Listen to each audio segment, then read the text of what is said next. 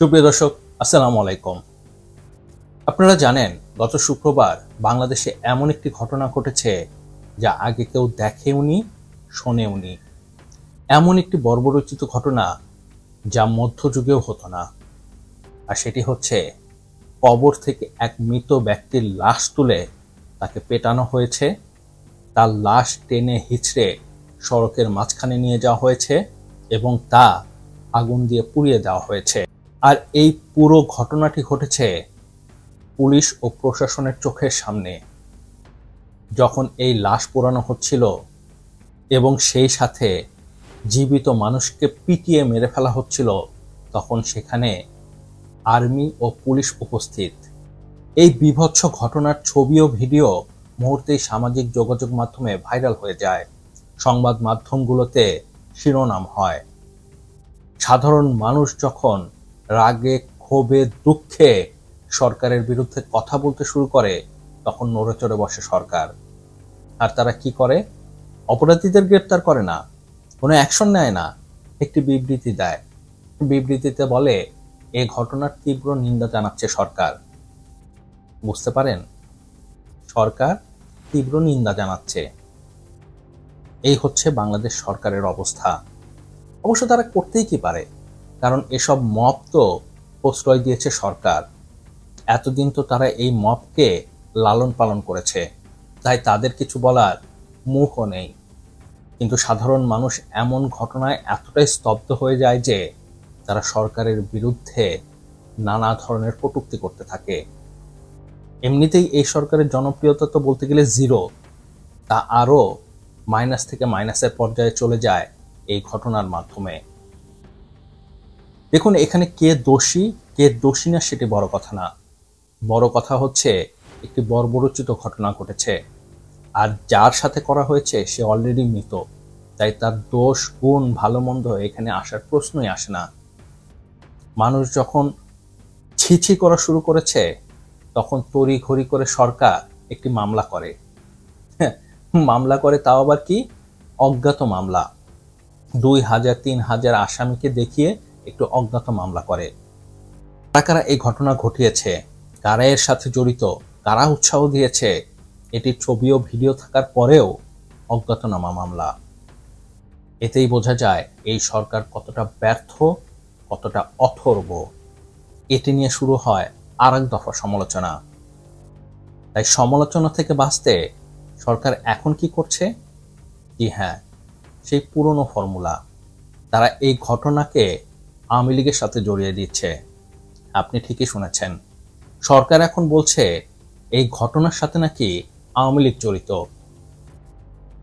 গতকাল এক বিবৃতি দেয় প্রধান উপদেষ্টার প্রেস উপসচিব।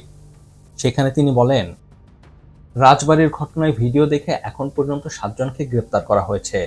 তাদের মধ্যে 2 জন আওয়ামী লীগের স্থানীয় রাজনীতির সঙ্গে জড়িত থাকার তথ্য প্রমাণ মিলেছে। কি বলবেন? কিছু বলার আছে? অনেক কিছু বলার আছে, কিন্তু সমস্যা হচ্ছে আমি তাদের মতো এত অভদ্র না, তাই মুখ ফুটে বলতে পারছি না। সারা বাংলাদেশের মানুষ জানে এই ঘটনার সাথে কারা জড়িত। বিভিন্ন পত্রপত্রিকা এবং সংবাদে এসেছে এই ঘটনা ঘটিয়েছে ঈমান আকিদা রক্ষা কমিটি।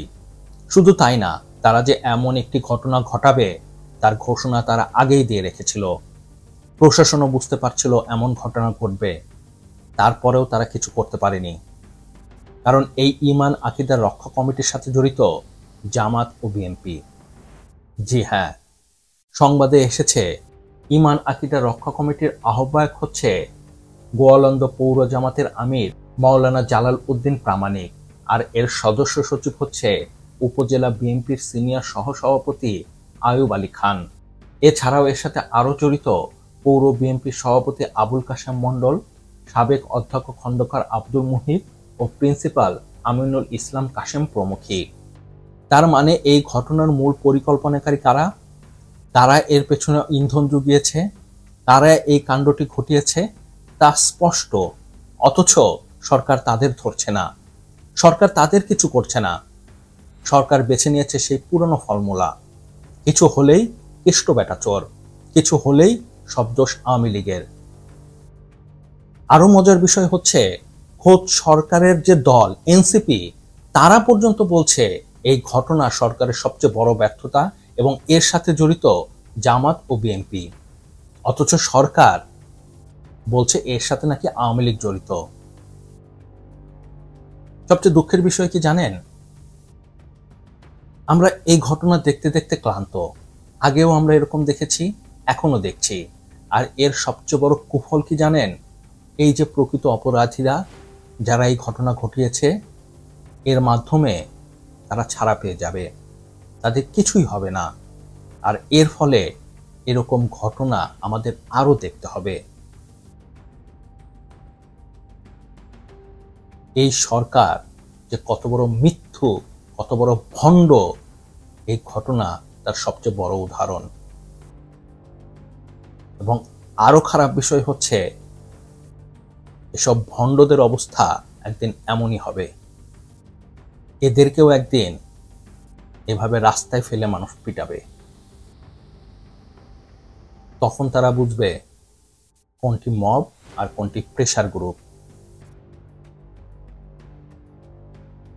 সাধারণ মানুষ অনেক আশা নিয়ে এদেরকে সরকারে বসিয়েছিল, তাদের কাছ থেকে এক্সপেকটেশন ছিল ভালো কিছুর।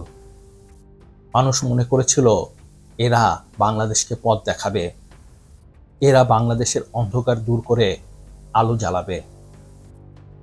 কিন্তু এরা বাংলাদেশকে আরো অন্ধকারে, আরো পশ্চাৎ দেশে নিয়ে যাচ্ছে। এরা বাংলাদেশকে টেনে হিচড়ে মধ্যযুগে নিয়ে যাচ্ছে, মানুষকে বর্বর বানাচ্ছে, নিজেরাও বর্বর হচ্ছে। আর এর ফলে সবচেয়ে বেশি সাফার করছে আমার আপনার মতো সাধারণ মানুষ। এদের বিচার একদিন আল্লাহ করবে। তো যাই হোক, এ ছিল এ ব্যাপারে আমার বিশ্লেষণ। সরকারের এই মন্তব্য সম্পর্কে আপনার কি বিশ্লেষণ, আপনার কি মত, তা আমাকে নিচে কমেন্টস করে জানাতে পারেন। আর হ্যাঁ, ভিডিওটি কেমন লাগলো তা অবশ্যই জানাবেন। আর প্লিজ সাবস্ক্রাইব করবেন। আপনার একটি সাবস্ক্রাইব আমাকে অনেক বেশি উৎসাহিত করে নতুন নতুন কন্টেন্টের কোয়ালিটি ভিডিও তৈরি করার। ভালো থাকবেন, সুস্থ থাকবেন। আল্লাহ হাফেজ।